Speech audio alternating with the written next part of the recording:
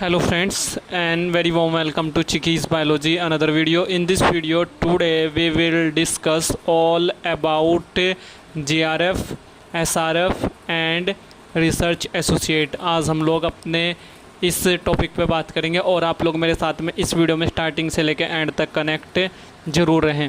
Friends, बहुत सारे students के मन में ये सवाल रहता है कि JRF क्या होता है, SRF क्या होता है और रिसर्च एसोसिएट क्या होता है।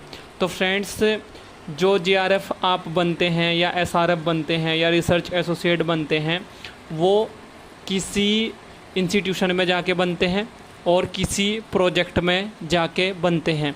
जब आप किसी इंस्टीट्यूशन में जाते हैं तो वहाँ पे बहुत सारे प्रोफेसर्स होते हैं और इन्हीं प्रोफेसर्स को हम लोग प्रिंसिपल इन्वेस्टिगेटर भी बोलते हैं और इन्हीं प्रिंसिपल इन्वेस्टिगेटर्स के अंडर में बहुत सारे रिसर्च प्रोजेक्ट्स होते हैं और इन रिसर्च प्रोजेक्ट्स में आप लोग JRF बनते हैं, SRF बनते हैं या फिर रिसर्च एसोसिएट बनते हैं।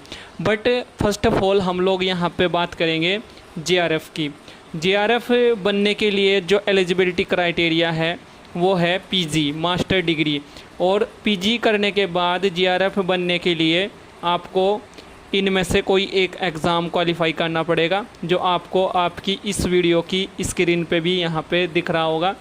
CSIR NET, GATE, DST, DBT, DAE, DOS, DRDO, MHRD, ICR, ICMR, IIT, IISc या ISER का कोई एग्ज़ाम इनमें से क्वालिफ़ाई करना पड़ेगा या फिर अदर कोई एग्ज़ाम जो इन्हीं के इक्विवेलेंट हो, तो आप लोग JRF के लिए अप्लाई कर सकते हैं।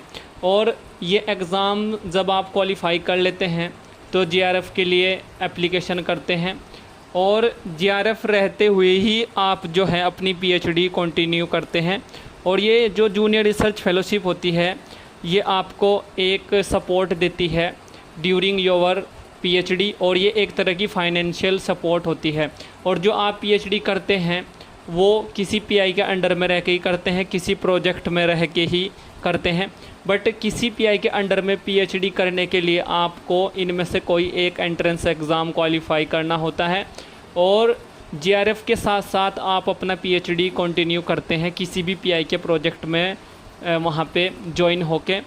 इसके लिए आपको एप्लीकेशन करना होता है इंस्टीट्यूशन की वेबसाइट पे जाके, और वहाँ पे जो है फिर PI जो है आपका इंटरव्यू लेता है या रिटन टेस्ट होता है, और फिर JRF के साथ साथ आपकी PhD कंटिन्यू होती है। और JRF जो आपको मिलती है, जूनियर रिसर्च फेलोशिप जो आपको मिलती है वो 31,000 प्लस HRA मिलती है। बट अगर आप हॉस्टल वहाँ पे नहीं लेते तो फिर अगर आप वहाँ पे हॉस्टल लेते हैं तो आपको HRA नहीं मिलता। अगर हॉस्टल नहीं लेते तो HRA मिलता है, ये भी आप यहाँ पे आप लोगों के लिए जानना ज़रूरी है। तो ये बात हो गई JRF की।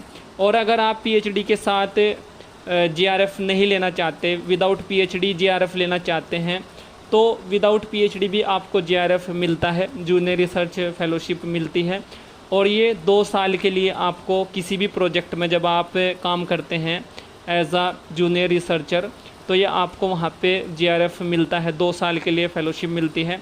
उसके बाद ये फ़ेलोशिप जो है SRF में कन्वर्ट होती है, और SRF में इस फेलोशिप को कन्वर्ट कराने के लिए जो एलिजिबिलिटी क्राइटेरिया होता है वो आप इस स्क्रीनशॉट में भी देख सकते हैं। वो होता है JRF with 2 years of research experience, और यहाँ पे जो मैंडेटरी होता है वो होता है एक्सटर्नल असिसमेंट।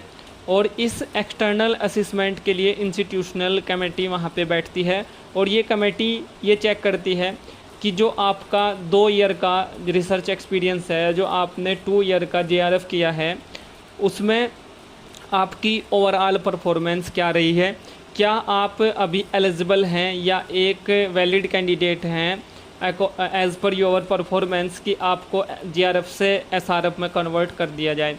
तो अगर ये सेटिस्फैक्ट्री रहता है, कमेटी को ये सेटिस्फैक्ट्री लगता है, तो आपको फर्दर जो है JRF से SRF में कन्वर्ट करते हैं। और इस कमेटी में कुछ प्रोफेसर्स आपके इंस्टीट्यूशन के होते हैं और 1-2 प्रोफेसर बाहर के भी होते हैं। तो इस कमेटी की फाइनल मोहर के बाद या इस कमेटी के फाइनल सेटिस्फेक्शन के बाद आपको जेआरएफ से एसआरएफ में कन्वर्ट कर दिया जाता है और फिर आपको 35,000 प्लस एचआरए पर मंथ वहाँ पे मिलता है। बट ये 2 ईयर का जो एक्सटर्नल असेसमेंट होता है वो सेटिस्फैक्ट्री होना चाहिए आपका रिसर्च का, तभी आपको ये एसआरएफ मिलती है। उसके बाद फिर आप बनते हैं रिसर्च एसोसिएट। तो रिसर्च एसोसिएट में आपकी जो एलिजिबिलिटी होनी चाहिए वो या तो पीएचडी हो, एमडी हो, एमएस हो, एमडीएस हो या फिर इक्विवेलेंट डिग्री हो या फिर 3 ईयर का रिसर्च एक्सपीरियंस हो। और 3 ईयर का जो रिसर्च एक्सपीरियंस है वो यहाँ पे होना ज़रूरी है। अगर 3 ईयर का रिसर्च एक्सपीरियंस नहीं है तो teaching, design and development experience हो after master of veterinary science, M pharmacy या फिर एम टेक या फिर ME with at least 1 research paper in SCI journal indexing. तो ये आप लोगों को यहाँ पे पता होना चाहिए। अब जो रिसर्च एसोसिएट होता है इसमें 3 कैटेगरी होती हैं। इसमें फर्स्ट रिसर्च एसोसिएट 1, 2 और 3 होता है। तो जो रिसर्च एसोसिएट 1 होता है इसकी जो सैलरी होती है वो होती है 47,000। जो रिसर्च एसोसिएट 2 होता है उसकी जो सैलरी होती है वो होती है 49,000 और जो रिसर्च एसोसिएट 3 होता है उसकी जो सैलरी होती है वो होती है 54,000।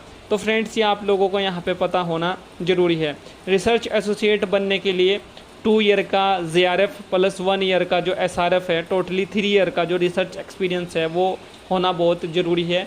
या फिर पीएचडी होना ज़रूरी है, या एमडी होना ज़रूरी है, एमएस होना ज़रूरी है, या फिर एमडीएस, या फिर जैसे मैंने आप लोगों को बताया कि 3 या फिर आप लोगों को teaching and design and development experience होना ज़रूरी होता है after master of veterinary science, M pharmacy, ME, M tech with at least 1 research paper in SCI journal. तो ये मैंने आप लोगों के साथ में डिस्कस किया, मैंने दोबारा फिर यहाँ पे रिपीट कर दिया। So thank you friends, thank you for watching and do subscribe the channel for upcoming videos and latest updates. और इस वीडियो से रिलेटेड अगर आप लोगों के मन में कोई सवाल है, कोई क्वेरी है तो आप लोग उसको वीडियो के नीचे कमेंट बॉक्स में टाइप कर सकते हैं। और अगर अभी तक चैनल को सब्सक्राइब नहीं किया तो प्लीज़ फ्रेंड्स चैनल को सब्सक्राइब करने के बाद में बेल आइकन के बटन को वहाँ पे प्रेस जरूर कर दे। Thank you friends.